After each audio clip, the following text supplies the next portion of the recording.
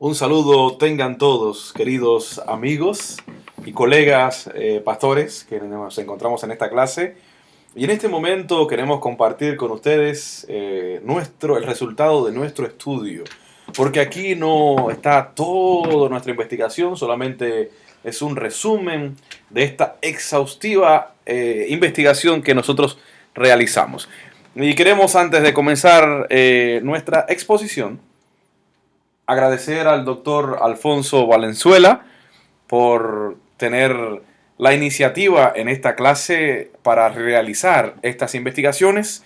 Queremos decir muchas gracias, doctor Valenzuela, por estar aquí con nosotros y por motivarnos a estudiar y conocer más acerca de la historia de nuestra iglesia, la historia del cristianismo y la historia de la hispanidad en este país.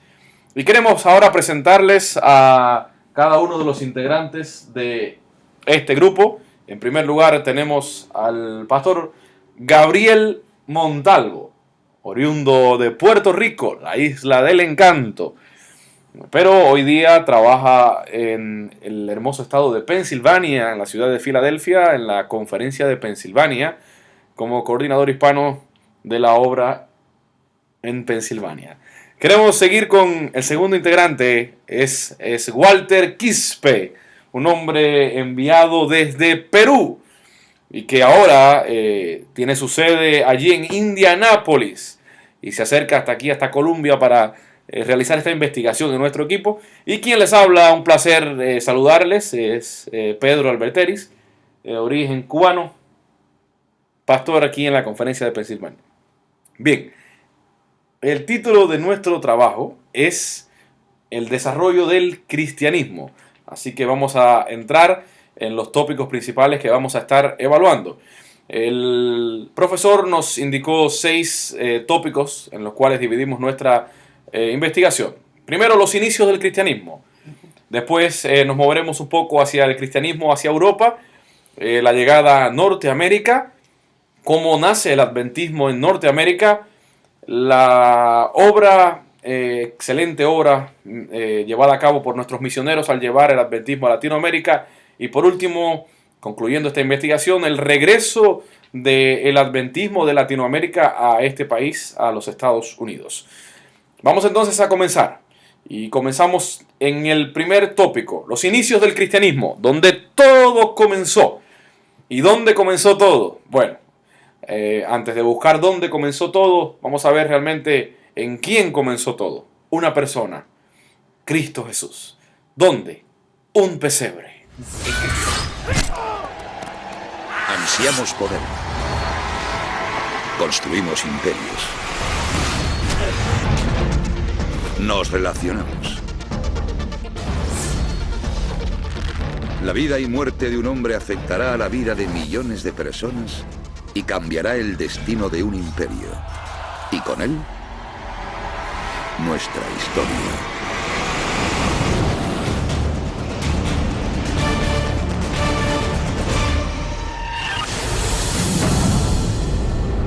Entre el caos de este planeta despiadado, la mayoría de las especies desaparecen. Pero para una de ellas encajan todas las piezas y una serie de hitos decidirán la supervivencia de la humanidad.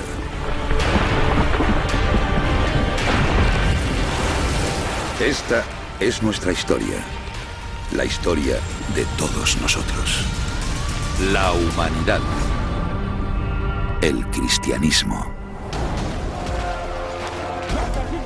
Jerusalén, año 33 después de Cristo. Una ciudad de provincias dominada por Roma lleva ocupada 100 años.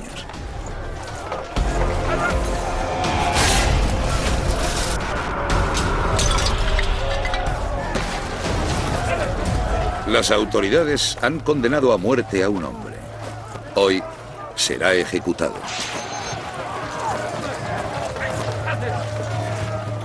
Su muerte extenderá una religión por todo el mundo.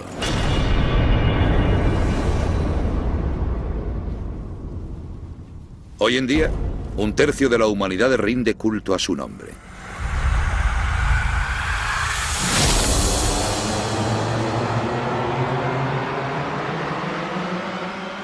Es Jesús de Nazaret. Jerusalén está en la frontera oriental del Imperio Romano. Este cuenta con una amplia red de calzadas y rutas comerciales. Una de las claves del progreso del ser humano es la comunicación de masas. Ahora, una idea surgida en Oriente Medio puede extenderse por todo el Imperio Romano. 500.000 de personas acude a Jerusalén el día de la Pascua judía, una fiesta que celebra la salida de los judíos de Egipto. Entre ellos están los seguidores de Jesús. Piensan que Él es el Mesías. Sin embargo, sus enseñanzas son una amenaza para la paz y por esa razón lo van a crucificar. Es el castigo que Roma reserva para los piratas, los esclavos y los enemigos del Estado.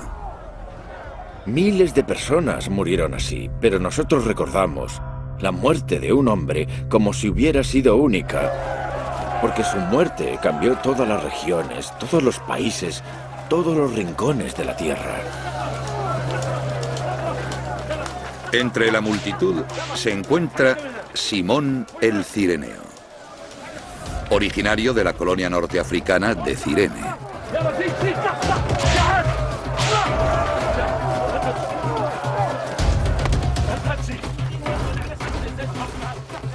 Simón el Cireneo era un hombre que estaba por casualidad en Jerusalén y se encontró con aquella procesión en la que iba un hombre con una cruz rodeado de soldados romanos. Tú, ven aquí, lleva la cruz de este tío.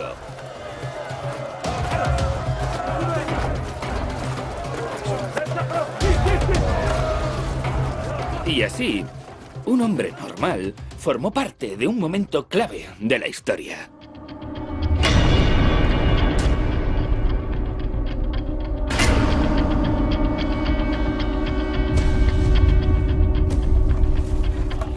Es posible tardar hasta 3 días en morir crucificado.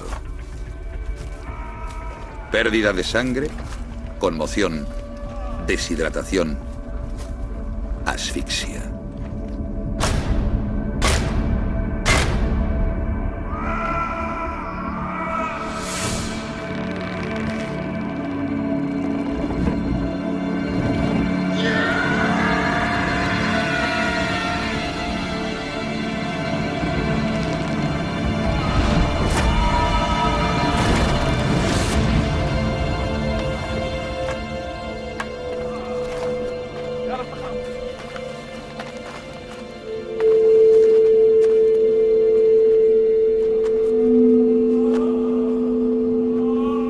Las crucifixiones son tan habituales que los romanos apenas... ¿En qué ciudad?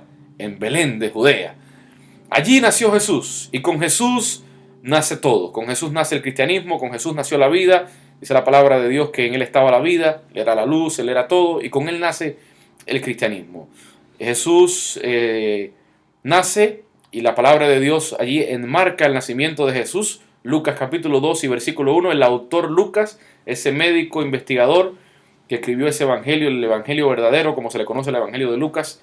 Lucas capítulo 2 y versículo 1. Lucas nos dice: aconteció que en aquellos días es la frase que marca el tiempo del nacimiento de Jesús. La pregunta es, ¿cuáles eran aquellos días?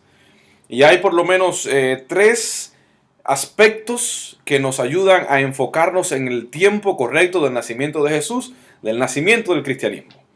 ¿Cuáles eran estos 3 aspectos? En primer lugar, el emperador de Roma, dice el evangelista, que era Augusto César. En tiempos de Augusto César.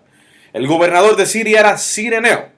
Y el rey de Judea era Herodes. Allí en la palabra de Dios, Lucas capítulo 1, versículo 5, Mateo 2.1, Marcos 1.9, ustedes pueden confirmar lo que estamos diciendo. Así que el nacimiento de Jesús se enmarca en el tiempo de estos gobernadores, y dentro de ese tiempo, en los primeros años de la nueva era o de la era de Cristo, aproximadamente algunos historiadores lo enmarcan en el año 4 antes de Cristo, el nacimiento.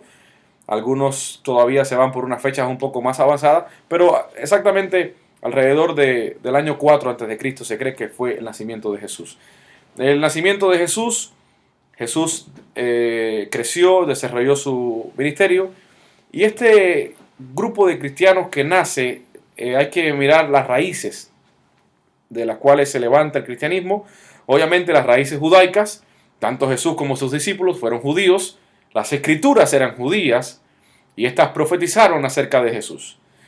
Y también las raíces helénicas. Los griegos estaban también afectando el inicio del cristianismo. Israel siempre fue una ciudad disputada, se encontraba en el medio de dos grandes imperios, entre Grecia y Roma, y eso le hizo que siempre fuera una ciudad codiciada por los grandes imperios de sus alrededores, y los griegos siempre estuvieron codiciando. La cultura griega tan fuerte que aunque el imperio en los tiempos de Jesús ya era el imperio romano, pero todavía la cultura griega era la que reinaba. Reinaba Roma como imperio político, como el imperio que dominaba políticamente, militarmente. Sin embargo, la cultura griega era la predominante. Y los griegos eran muy religiosos. Ustedes conocen los panteones de los dioses griegos. Así que estas son las principales raíces del cristianismo. Jesús comienza la iglesia con sus 12 apóstoles. Y sus 12 apóstoles, después que Jesús muere, resucita y asciende a los cielos, nos cuenta la palabra de Dios en el libro de los Hechos, capítulo 1 y versículo 15, que la iglesia comienza con un pequeño grupo de judíos en el siglo I. Se menciona un grupo allí en Hechos 1:15 de alrededor de 120 personas, reunidos allí en una casa, y allí dice que la palabra que descendió el Espíritu Santo sobre ellos, lo que conocemos como el Pentecostés, y comenzaron a predicar en diferentes lenguas, se manifestó el don de lenguas, y allí fue tremendo porque uno de los iniciadores, el apóstol Pedro, predicó un sermón tremendo y se convirtieron aquel día, dice la Biblia, alrededor de 3.000 personas. Así que allí el Pentecostés marca este deseo misionero de que ya en la iglesia pequeñita de Jesús y los discípulos comienza a expandirse. De allí salió mucha gente a diferentes lugares del mundo a llevar el evangelio. ¿Quiénes fueron? ¿A dónde llegaron? No lo sabemos, pero lo cierto es que salieron un grupo de personas. ¿No es así, Pastor Gabriel? Así es. Correcto. Así que durante el primer siglo y hasta el siglo III, esta iglesia, el cristianismo, se extendió durante sus primeros 300 años en el norte del mundo, en el Mediterráneo. Si usted puede buscar un mapa allí mediterráneo, usted va a ver allí la expansión del cristianismo en el área del Mediterráneo. Nuestro hermano y colega Obed Rosete, en su trabajo, en su exposición, no sé si ya la hizo o lo va a hacer después de nosotros, él va a exponer allí un video donde nos va a explicar, nos va a enseñar el Mediterráneo, el mapa del Mediterráneo, un mapa dinámico muy bonito. Ok, como pioneros del cristianismo en el siglo I, podemos destacar, porque hablamos siempre de los pioneros del adventismo, los pioneros del cristianismo del siglo I. En primer lugar, Jesús y sus discípulos son los iniciadores, fundadores. Obviamente, Jesús como la piedra angular sobre la cual construimos. Ahora, junto con Jesús y sus discípulos hay que hablar de Pablo de Tarso, hay que hablar de Silas, hay que hablar de Esteban el diácono, y hay que hablar también de Bernabé y Juan Marcos, como los pioneros del cristianismo del siglo I. Obviamente también tenemos después los padres de la iglesia, posteriormente, los primeros mártires que nos vamos a mencionar, pero que también forman parte de esta linda historia del inicio del cristianismo. Bueno, estos son los inicios del cristianismo. Ahora, el cristianismo se mueve a Europa. Como dijimos hace un momento, el cristianismo comenzó a crecer en los primeros siglos solamente en el área del Mediterráneo, afectando realmente a muy poca la región europea. Ahora, comienza a moverse. Y el cristianismo, como ustedes ven en pantalla, se mueve de dos maneras, de manera inicial y de manera más trascendente. Se mueve inicialmente a Italia, a Roma, obviamente. Vamos a ver por qué, todos lo sabemos. La iglesia comienza a hacer convenios con Roma, con la iglesia romana. O sea que obviamente donde primero llega a Italia y después llega más al occidente, más al norte de Europa, inicialmente con los irlandeses. Los irlandeses fueron misioneros increíbles llevando la obra, el cristianismo al norte de Europa. Pero vamos a chequearlo allí. Ustedes me van a acompañar ahora y vamos a chequearlo de manera más detallada. Por ejemplo, vamos a situarnos en Roma. Roma. Hay dos emperadores que jugaron un papel muy importante para que el cristianismo llegara a Roma.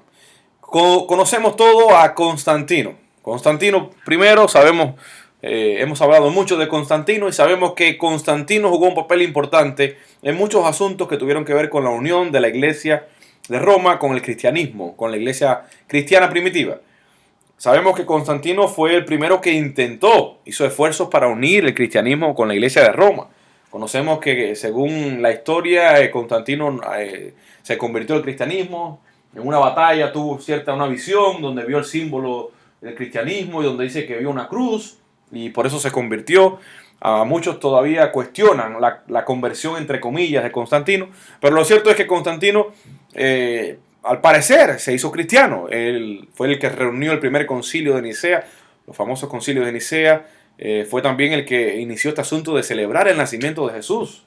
La fecha del 25 de diciembre que tanta controversia trae hoy en la iglesia adventista, donde muchos prefieren no celebrar la Navidad y otros sí. También el día de reposo. Conocemos a Constantino como aquel hombre que cambió el asunto este del sábado al domingo, o por lo menos fue el que inició este movimiento. O sea, Constantino fue el primero. Ahora, realmente, oficialmente, el responsable de que el cristianismo fuera aceptado como la religión oficial en Roma fue Teodosio I el Grande. Y esto ocurre a fines del siglo IV, después de Cristo, obviamente. Así que cuando hablamos oficialmente de quién fue el hombre que le dio forma para que permitió esta unión, fue Teodosio I el Grande. Y de esa manera el cristianismo llega a Roma. Cuando el cristianismo llega a Roma, sabemos que el cristianismo se corrompe, se comienzan a comprometer las puras doctrinas enseñadas por los apóstoles y comienzan a haber una serie de transformaciones. Ya el cristianismo comienza a perder un poco de pureza, se comienza a ver ya un poco la organización esa de templos, donde Constantino trae la iglesia de las casas, la muda también a los templos y le da esa liturgia que también hasta hoy, hasta nuestros días nos acompaña. Ok, ahora, hablamos de que también más arriba de Italia, de Roma, al norte, los irlandeses. Mire qué interesante, inicialmente el cristianismo llega a Irlanda en el año 432, en Europa Occidental. Y es que los irlandeses eran tremendos misioneros, tanto así que fueron los que llevaron el mensaje cristiano a Gran Bretaña y al resto del norte de Europa. Así comienza el cristianismo a esparcirse. Y después también, incluso vamos a hablar ya de una Europa más al este, casi en Asia, o ya con partes en Asia. El bautismo de Kiev en el año 988 lleva el cristianismo por toda Rusia, Ucrania y Bielorrusia. Así que de alguna manera el cristianismo se comienza a expandir por toda Europa. Y en los años siguientes conocemos que la Iglesia Católica tomó el poder político, religioso, impidiéndole a las personas acercarse a la palabra, a conocer las Escrituras. Conocemos de los grupos que fueron oponiéndose a la Iglesia Católica, de muchos que nacieron, como aquellos que permanecieron por años en contra, y algunos perdieron su vida, fueron asesinados por ir en contra de las enseñanzas de la Iglesia Católica, y llegamos hasta el año 1517, donde Martín Lutero, ese gran monje católico, comienza la llamada Reforma, y después de esta reforma, este intento de reformar la Iglesia de Lutero, salieron pues un grupo de grupos religiosos como los luteranos, anglicanos, presbiterianos, salieron después surgieron un grupo de gente que recordemos que se le llamó la Contrarreforma, que trataron de reformar la reforma de Lutero. Entre ellos estaban los puritanos, los anabaptistas y otros grupos más que esparcieron por toda Europa el ministerio del cristianismo, pero ya no siendo parte de la Iglesia Católica, y allí comienzan a surgir otros grupos o denominaciones religiosas. Más adelante el metodismo, el metodismo con los hermanos Wesley y otros grupos muy importantes, los anglicanos, jugaron un papel muy importante. Entonces, esa es la llegada del cristianismo a Europa. Ahora, vamos a dejar Europa por unos instantes y vamos a comenzar a acercarnos a la tierra en la cual vivimos. ¿Cómo se traslada el cristianismo y llega a Norteamérica? De Europa a Norteamérica. Bueno, como ustedes pueden ver en pantalla, hay un punto bien interesante, y es que allí ustedes pueden ver el continente de Europa y pueden ver también el continente de América. Los primeros barcos que ustedes ven abajo son exactamente una réplica original de las tres embarcaciones en la cual Cristóbal Colón, junto a sus tripulantes, descubre América, descubre entre comillas, como todos sabemos, pero descubre América, la Niña, la Pinta y la Santa María, las tres carabelas, como así se le llamó, de Cristóbal Colón. Ellos salieron de Europa dirigidos o patrocinados por el rey de España, aunque Colón realmente no era español, era italiano, pero sale bajo el patrocinio de los reyes de España, quienes lo apoyan. Y Colón descubre América y obviamente por esa entrada, por esa línea de tiempo, entra el catolicismo. España era un país muy católico, junto con Colón, junto con los colonos, llegaron los sacerdotes católicos para no solo colonizar, sino también educar a todos los... Vamos a ver después, más adelante, a dónde entran. Allí pueden ver las tres, pero básicamente llegan a la zona del Caribe, a la zona de Florida, y allí comienzan a establecer las primeras misiones católicas. Pero vamos a verla más adelante. Ustedes ven otro barco arriba. ¿Qué barco será ese? ¿Qué embarcación? ¿Será que Colón tenía 4 embarcaciones? ¿Será que la cuarta se perdió en los mares hacia el norte? Nada de eso, nada de eso. No tiene que ver con eso. Solamente es que estamos hablando del Mayflower. Sí, del Mayflower. Estamos hablando de esa embarcación donde los padres peregrinos, de Pilgrim Fathers, llegaron a los Estados Unidos mucho tiempo después, obviamente, que Colón. Llegaron los padres peregrinos procedentes de Holanda, muchos ingleses, holandeses. Recordemos que ellos eran perseguidos por su tipo de creencia y ya no había manera ya no se les hacía posible permanecer en Europa con vida y decidieron salir a buscar una tierra de libertad. Y siguiendo la profecía bíblica, sabemos, y la tierra abrió su boca y dice que cuando la mujer fue enviada al desierto, dice que la serpiente envió un mar atrás de ella, pero dice que la tierra abrió su boca y pudo ayudar a la mujer. Y estaba la tierra, sabemos que simbólicamente, proféticamente, tiene que ver con Estados Unidos. Y allí llegaron los padres peregrinos, huyendo de allá de Holanda. Inicialmente querían llegar a Virginia, era el plan, pero por problemas de navegación y de mal tiempo, pues no llegan a Virginia, sino que llegan a Massachusetts. Pero vamos a verlo más adelante.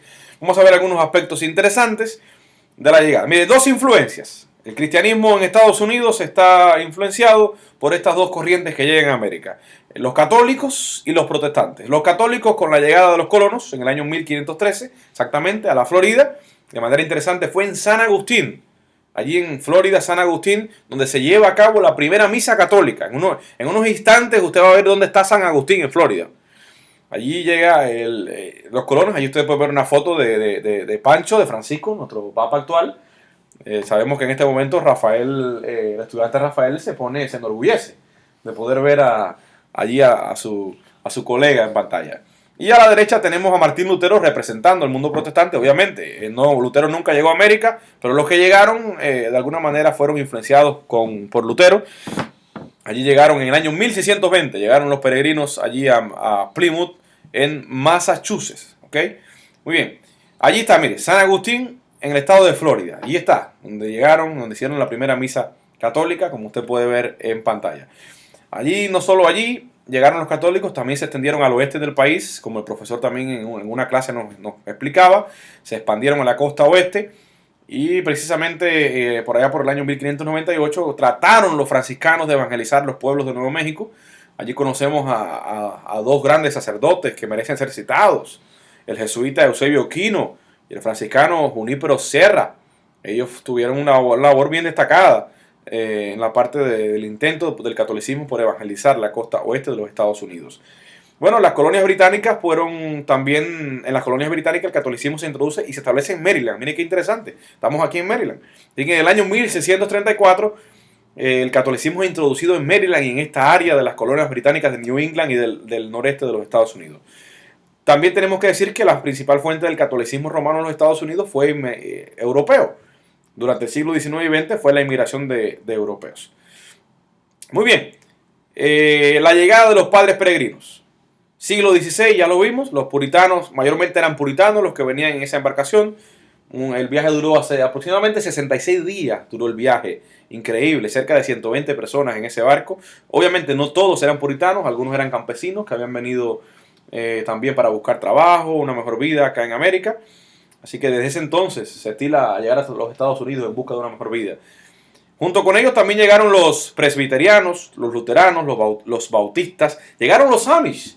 Y ahí en Lancaster, Pensilvania, tenemos la gran villa, la sede de esta gran cultura Amish. Llegaron los cuáqueros también, entre los cuales estuvo William Penn. William Penn, el apellido, como a usted bien le suena, Penn, Pensilvania. Fue el creador de la ciudad de Filadelfia, el fundador, la ciudad fraternal. Este amigo cuáquero, él no vino en el Mayflower, pero vamos a decir, sus antepasados vinieron ahí en el Mayflower. Así que mayormente este fue el resultado de estos puritanos que vinieron de allá de Europa. Obviamente ellos comenzaron a tener diferencias entre ellos y por eso se dividieron y salieron los bautistas, salieron por un lado los grupos de luteranos, comenzaron a tener diferencias y se dividieron, pero comenzaron así a expandir el cristianismo por todo Estados Unidos, teniendo figuras bien destacadas en los próximos siglos. En los grandes, la historia del cristianismo en Estados Unidos hay nombres que no podemos dejar de mencionar, como Jonathan Edwards, ese gran predicador que predicó el famoso sermón de pecadores en manos de Dios airado. Tenemos también a ese gran predicador que fue Charles Finney, uno de los grandes exponentes del cristianismo también en este país. Y bueno, ya más cerca de nuestros días conocemos a Bill Graham como ese gran evangelista también. Esas son las principales figuras del cristianismo, del protestantismo en este país, en Estados Unidos. Y terminando con esta sección, algo interesante. Mire, atienda pantalla, porque en este momento vamos a dar una información, una noticia que a usted lo va a dejar impactado. Boca abierta. Con la boca abierta.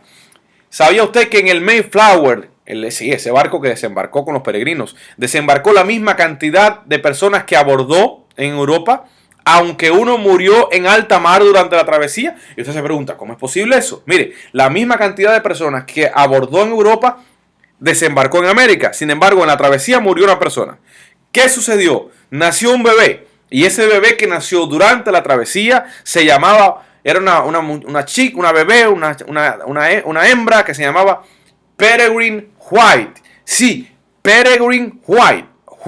No nos estamos equivocando. Era una antepasada directa de Jaime White. Mire qué interesante. Quiere decir que allí en el Mayflower hubo una bebé que nació que Dios la venía cuidando, porque ella iba a través de ella iba a venir Jaime White, un fundador importante de nuestra iglesia. Y dicho sea de paso, Peregrine White fue la primera, vamos a decir, ciudadana americana por ley, nacida en el territorio de los Estados Unidos. Así es. Sí, porque no nació, realmente no nació, según las últimas investigaciones que hicimos, no nació en la travesía. Nació ya en el momento de la llegada de Mayflower aquí en América, así que ella ya era ciudadana americana por derecho propio. Así que terminamos de momento esta primera parte de la exposición, pero en unos instantes tendremos con nosotros al especialista Walter Quispe, que nos va a desafiar con otro tema tremendo, interesantísimo de la historia, cómo nace el adventismo en Norteamérica. Muchas gracias. Bueno, después de ver la presentación del pastor Pedro, vamos a ver en este momento la historia de la Iglesia Adventista del Séptimo Día, el nacimiento específicamente. En el transcurso de que la iglesia cristiana llega a Estados Unidos, se ve aquí el nacimiento de la Iglesia Adventista del Séptimo Día, que nació a partir del movimiento millerista de la década de 1840, que resultó ser una de las últimas oleadas de reavivamiento del segundo gran despertar religioso. Oficialmente fundada en 1863, entre sus figuras prominentes de los comienzos de la iglesia se puede mencionar a Hiram Edson, James Springer White y su esposa Helen White, Joseph Bates y John Nevis Andrews. Bueno, en las siguientes décadas de la Iglesia se expandió desde su base en Nueva Inglaterra hasta convertirse en una organización internacional. Su reconocido desarrollo durante el siglo XX la llevó a ser reconocida como una denominación cristiana. Cimientos de la Iglesia. Aquí vamos a ver en el año 1798 a 1820 el segundo gran despertar religioso, un movimiento de reavivamiento en los Estados Unidos. Muchos movimientos religiosos minoritarios se reformaron, algunos de los cuales tendrían creencias que más tarde fueron adoptados por los adventistas del séptimo día. Otro aspecto muy importante es el movimiento millerista.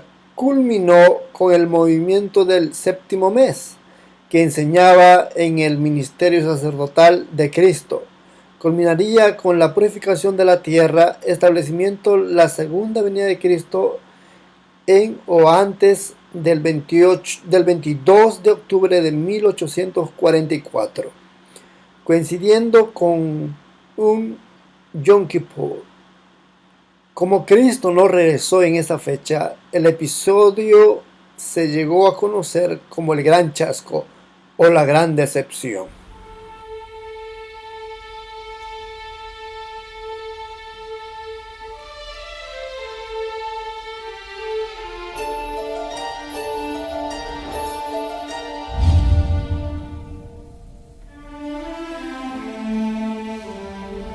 Fue una fresca mañana de otoño en Nueva Inglaterra durante el año de 1844, cuando Guillermo Miller, un predicador laico bautista, se reunió con algunos seguidores para presenciar la venida de Cristo. Guillermo Miller basó su esperanza en una profecía particular encontrada en el libro de Daniel. Sin embargo, estando completamente consciente de las posibilidades de un error, Guillermo Miller no quería fijar una fecha exacta, aunque se creía que la venida de Cristo era fija. Basado en su propio estudio, el cálculo que Cristo regresaría el 22 de octubre de 1844. Lo tomaron de la profecía encontrada en Daniel 18:14. Hasta 2300 tardes y mañanas. Luego el santuario será purificado. Daniel 8:14. Miller aplicó el principio bíblico que dice que cuando se habla en profecía, un día simboliza un año. Basándose en esto, él concluyó lógicamente que esta profecía cubría un tiempo de 2300 años, y si él podía identificar el punto del comienzo, él podría entonces calcular cuándo el santuario sería limpio. Es importante notar que la teoría popular de esos tiempos, ellos entendían que la tierra era el santuario. A través de su estudio cuidadoso de la Biblia y de historia mundial, él encontró que el punto de partida que estaban buscando se encontraba en Daniel 9:25, la cual habla de una orden real de construir a Jerusalén. Los relatos bíblicos muestran que esta orden real fue dada por el rey Artajerjes I de Persia en el año 457 a.C., así que Miller simplemente agregó 2300 años a esa fecha y le dio el resultado del año 1844. Es muy importante recalcar que esta teoría de Guillermo Miller fue basada en mucha evidencia y lógica. Sin embargo, él siempre la presentaba a otros con un alto grado de cautela, en caso de que algo hubiese sido ignorado o malentendido. Él también tomó este descubrimiento muy seriamente, dado que sus cálculos fueran correctos. Contando con toda la evidencia que tenían, Guillermo Miller y algunos de sus seguidores, algunas veces llamados milleritas, se reunieron en la Roca de Ascensión, una piedra caliza detrás de la finca de Miller, en octubre 22 de 1844, y esperaron en vano por la venida de Cristo. Cuando vieron que Cristo no regresó, Miller y sus seguidores experimentaron lo que se conoció como el Gran Chasco. Después de esta decepción, muchos de los miles de seguidores que se habían unido al despertar del segundo advenimiento se alejaron completamente desilusionados. Sin embargo, Otros, dándose cuenta de que era error humano en la interpretación, decidieron confiar en la Biblia y volvieron a examinar esta profecía con más atención para ver dónde fue que se equivocaron. Después de mucha oración y mucho estudio, reconfirmaron que el año 1844 era correcto. Sin embargo, el evento fue malinterpretado. Se dieron cuenta de que esta fecha no hablaba de la venida de Cristo, sino describía el juicio en el cielo. Marcaba el ministerio de Cristo practicado por los sumos sacerdotes cada año cuando entraban al lugar santísimo, en el santuario terrenal. Después de entender esto, su fe fue renovada y abandonaron permanentemente la idea de predecir cuándo Cristo volvería a la tierra. Pero se fortalecieron en su fe y en la clara enseñanza de que Cristo regresaría tal y como Él lo prometió. De este pequeño grupo, que se rehusó a darse por vencidos después del gran chasco, se levantaron algunos líderes los cuales construyeron los fundamentos y llegó a ser la Iglesia Adventista del Séptimo Día. Este pequeño grupo de adventistas comenzaron a crecer en Norteamérica, especialmente en el noreste, donde el movimiento Miller había comenzado. Elena de White, quien fuera solo una muchachita durante la época del Gran Chasco, después se convertiría en una gran autora, oradora y líder de la iglesia. Hasta su muerte en 1915, ella fue una consejera de mucha confianza para la familia adventista. Aún hoy, sus muchos libros sirven como referencias muy valiosas en la ayuda del estudio de la Biblia. Desde el tiempo del Gran Chasco, este grupo adventista encontró nuevas fuerzas y continuó creciendo rápidamente. Por causa de este crecimiento y la necesidad de organización, se reunieron en Battle Creek, Michigan, en 1860, y escogieron ser identificados por el nombre de Adventistas del Séptimo Día. En 1863, estos Adventistas del Séptimo Día se organizaron oficialmente como iglesia con una membresía de 3.500 personas, todas en Norteamérica.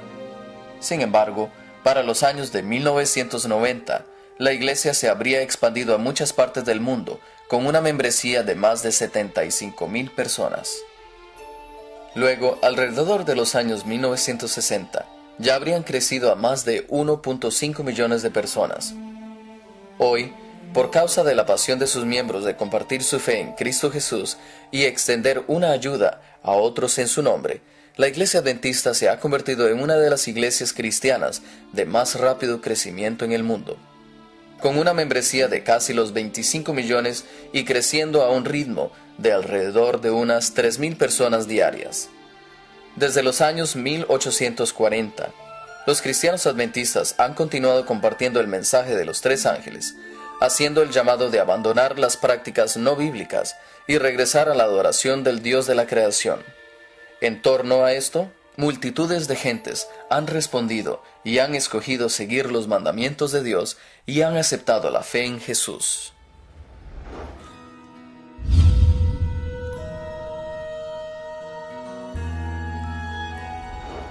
No nos cansemos pues de hacer bien, porque a su tiempo segaremos, si no desmayamos.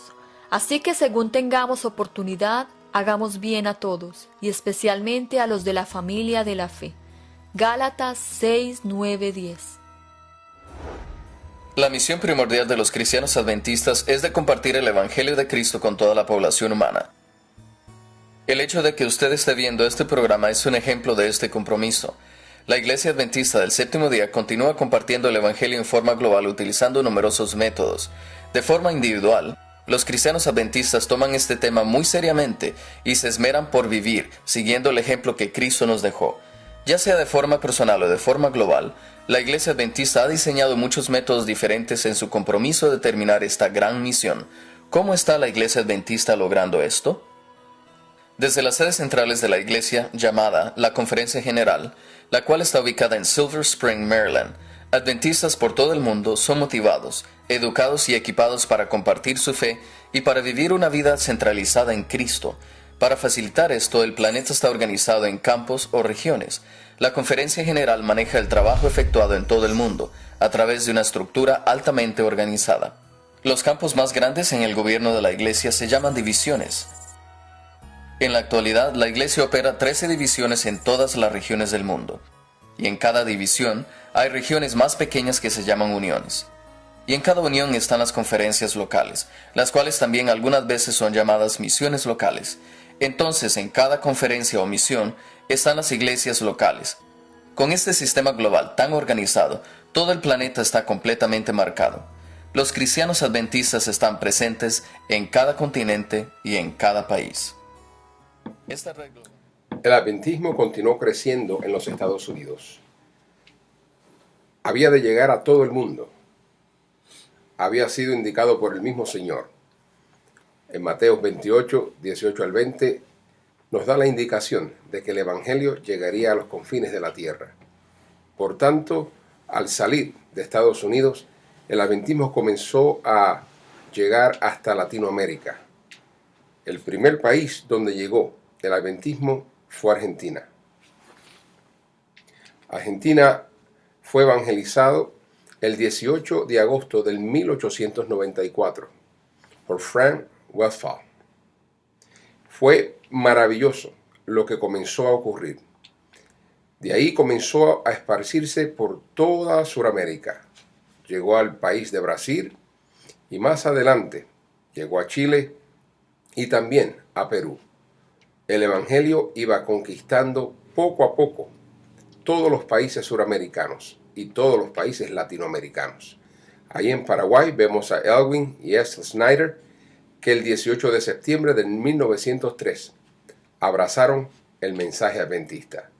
Maravillosamente, ahí también comenzó la obra en Uruguay, seguido por Bolivia y, en fin, Ecuador, países con ricas y lindas culturas, pero que también necesitaban del Evangelio Salvador de Jesús. Por eso Tomás Davis, en el 1904, llega allí a Ecuador y comienza la evangelización. Maravillosamente entendemos que la Iglesia Adventista del Séptimo Día en México comenzó también una obra poderosa en el 1891, cuando un italiano americano, un sastre, Marchisio, fue a la Ciudad de México a vender la edición en inglés del Conflicto de los Siglos. Tenía que haber personas que pudieran entender el inglés. Por tanto, ese mensaje pasó a todo México.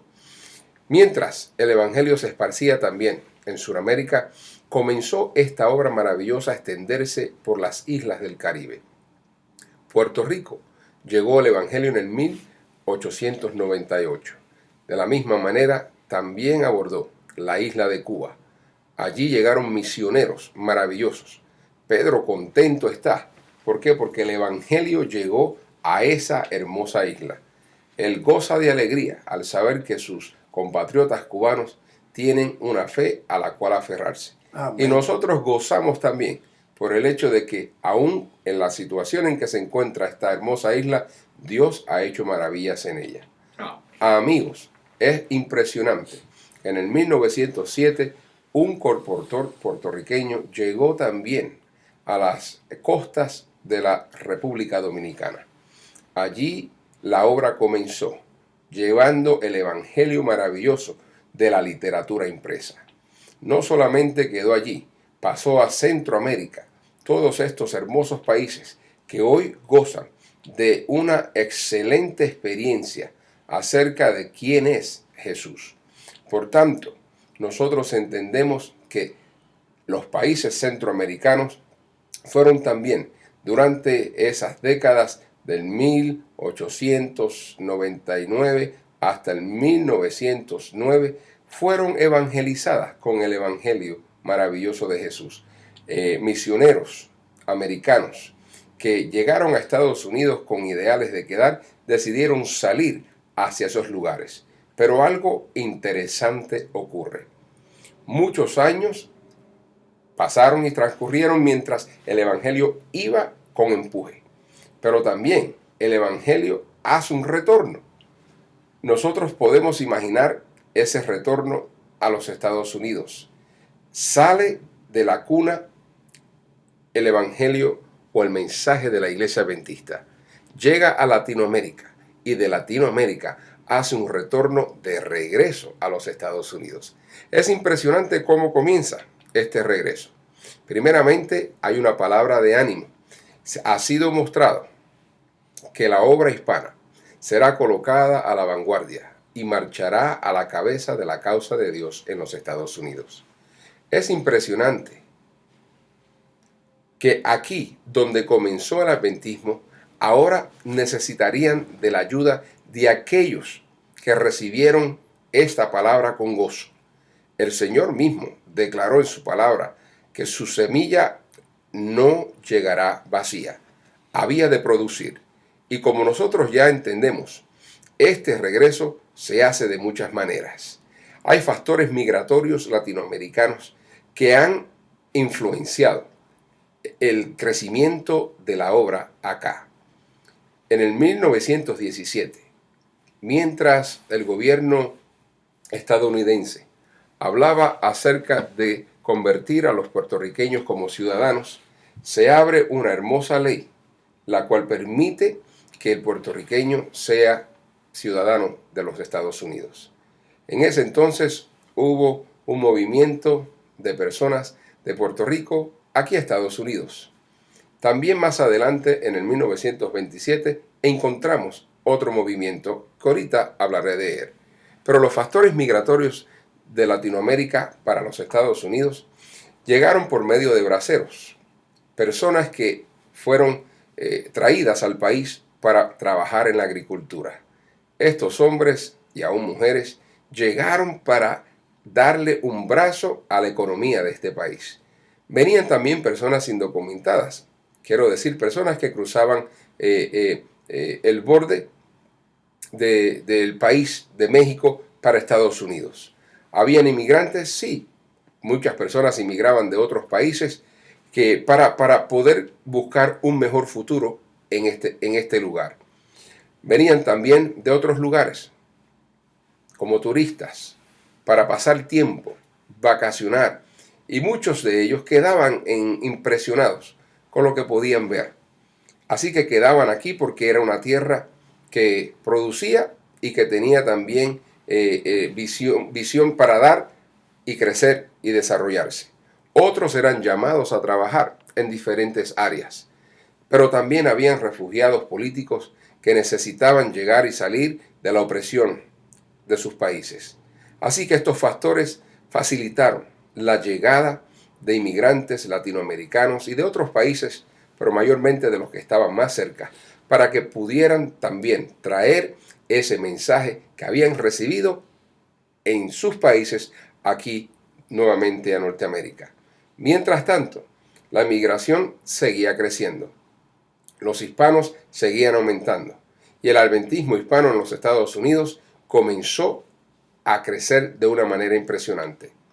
Muchos conocemos la gran historia de la cuna del adventismo hispano. Entendemos que allí en el estado de Arizona comenzó una obra maravillosa. Obreros llegaron a aquel lugar para presentarle a un ministro lo que era la palabra que Dios había dado en referencia a la observancia del sábado. Marcial Serna recibe ese mensaje. Claro, no le fue algo fácil. Él buscó tener un diálogo y quizás un reto con aquellos que le presentaron ese mensaje. Al final, el Espíritu de Dios le convenció su corazón. Y allí no solamente lo aceptó, sino que también le habló a una familia hermosa de apellido Sánchez, las cuales también recibieron ese mensaje con gozo. Allí comienza todo en lo que es el Evangelio o la Iglesia Adventista en Norteamérica. De ahí nosotros podemos ver muchas cosas. No quedó allí. El Evangelio comenzó a moverse a pasos agigantados. Se movió hacia el oeste, se movió hacia el noreste, pero de la manera como nosotros no nos pensamos. Claro, los primeros adventistas hispanos eran hispanos americanos, nacidos acá. Por tanto, muchos de ellos no regresaron a México, pero otros sí. Y en años futuros comenzó una explosión maravillosa de hispanos que comenzaron, aceptaron a Cristo y esparcieron hacia el oeste el Evangelio y también hacia el sur. Pero ¿qué ocurre hacia el norte y noreste de nuestro país? Nosotros vamos a ver que el adventismo también llegó en muchas maneras. Ya para el 1917 y 27 se había movido una gran cantidad de puertorriqueños para la ciudad de Nueva York. Era impresionante lo que ocurría, siendo de que el acta Jones había sido pasada y aceptada, así que los boricuas decidimos darnos un paseo para llegar no solamente a la ciudad de Nueva York buscando un mejor ambiente o prosperar, sino que también, con esa llegada también llegaron hombres que tenían en el corazón la llama ardiente de presentarle a otros a Jesús. Así, con un número grande en el 1927, y las estadísticas nos dicen que alrededor de 2 millones se pasaron a la ciudad de Nueva York. Y eso nos da a nosotros gran regocijo, especialmente a mí, que he vivido los últimos 30 años en la ciudad de Filadelfia. Allí en la ciudad de Filadelfia comienza el evangelio de la Iglesia Adventista del Séptimo Día en el 1950. Los fundadores Marco Vallés y su familia, procedentes de Puerto Rico, comenzaron a esparcir el evangelio. Se reunieron con un grupo de hermanos italianos y holandeses. Tenían un pastor italiano llamado Rafael Valerio. Este hombre hablaba inglés, italiano y español. Por tanto, las predicaciones eran traducidas en 3 lenguajes. La obra continuó creciendo, no quedó allí. Hoy podemos ver que Dios bendijo de una manera maravillosa, tanto en el oeste como en el este, como en el noroeste de los Estados Unidos. Dios tiene un plan maravilloso. Ese plan ha de cumplirse. Por eso hoy nosotros tenemos unos datos actuales donde contamos con 25 iglesias, congregaciones hispanas. Una membresía de 2.247. Quiero decirte que cuando se escribió el libro de los 100 años del aniversario de la obra hispana, apenas teníamos 1.200 miembros. Teníamos solamente 3 pastores. Hoy gozamos de 6 de ellos. Y esperamos con el favor de Dios continuar creciendo, porque esta obra la dirige Dios. Es maravilloso saber que la distribución de la población por razas podemos verla. Hay 308.7 millones de habitantes en este país. Y en el censo del 2010 nos indica que el 16% de esa población somos nosotros. 50 millones de hispanohablantes. ¿Cómo regresa el evangelio? Regresa por medio de braceros, por medio de inmigrantes, por medio de llamados, por medio, ya los vimos anteriormente, cada persona hispanohablante que ha llegado. Muchos de ellos han conocido el evangelio adventista del séptimo día. Es interesante notar que cada momento y cada acción que Dios toma, la toma porque Él conoce lo que está por delante. Los grupos inmigrantes latinoamericanos más numerosos en los Estados Unidos, ya sabemos, México, el 64%, puertorriqueños, ya lo vemos, 9.6%, cubanos, 3.6%, salvadoreños, 3%, dominicanos, 2.6%, colombianos, 1.8%, guatemaltecos, 1.7%. Claro, hay de muchas otras nacionalidades de Latinoamérica y del Caribe, pero estos son los grupos más numerosos, según las fuentes del 2007. Sobre todas las cosas, entendemos algo. Esta obra no la puede detener nadie. Siguen los inmigrantes entrando a los Estados Unidos. Hay una gran necesidad de ministrarle la palabra y el evangelio salvador de Jesús a aquellos que cruzan las fronteras, a aquellos que llegan por barco o avión, a aquellos que llegan de turista o a aquellos que llegan buscando un futuro mejor para ellos y su familia. Los adventistas del séptimo día están haciendo una pregunta diferente. ¿Por qué la iglesia no ha crecido más rápido en estos lados que en los hogares de solo 1 millón de adventistas? A pesar de sus raíces en Norteamérica, la iglesia está creciendo más del doble de rápido en el extranjero. Nos sentimos que estamos creciendo mucho y eso es un motivo de preocupación, especialmente en Norteamérica, dijo Ron Clauset. Él es el director del Instituto de Evangelismo de la División Norteamericana. Sabemos algo, que Dios ha de usar hombres, mujeres, jóvenes y niños para llevar a cabo un evangelio glorioso. Pero me gusta la expresión con la cual él termina. Los adventistas hispanos son el grupo que está creciendo muy bien. Si no hubiese sido por ese grupo, nos veríamos aún más mal. Agradecemos a Dios. No debemos estar orgullosos, sino agradecidos a Dios de que el Señor, viendo la gran necesidad de llegarles a aquellos hispanohablantes que se han aculturizado y se han asimilado aquí a los Estados Unidos, Él ha traído hombres, mujeres, jóvenes y niños que están dispuestos de llevar un mensaje glorioso de esperanza, porque sabemos que Jesús viene pronto. Apocalipsis nos hace esta declaración. Después de estas cosas, miré, y he aquí una gran compañía, la cual ninguno podía contar, de todas las gentes y linajes y pueblos y lengua que estaban delante del trono y en la presencia del Cordero, vestidos de ropas blancas y palmas en sus manos.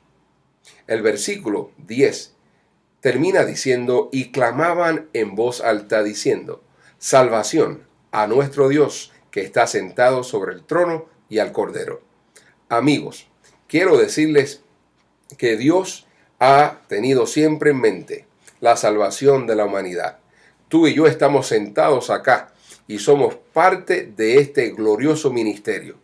Cada uno tiene iglesias que cuidar, iglesias que formar, iglesias que alentar, miembros que han de llevar una antorcha con poder, porque ya sabemos que Cristo viene pronto. Y si Juan pudo ver una gran multitud, quiere decir que él ya te estaba viendo. Entonces me estaba viendo a mí también. Estaba viendo a Pedro y también estaba viendo a Gabriel aquí también al lado mío. Por tanto te digo en esta hora, es menester que prediquemos y nos enfoquemos en la misión. Porque así como Dios comenzó su obra aquí en los Estados Unidos adventistas para el mundo y luego ha regresado a aquellos grupos de misioneros, Él quiere completarla en este mundo tan secular, porque ya es tiempo de irnos a casa.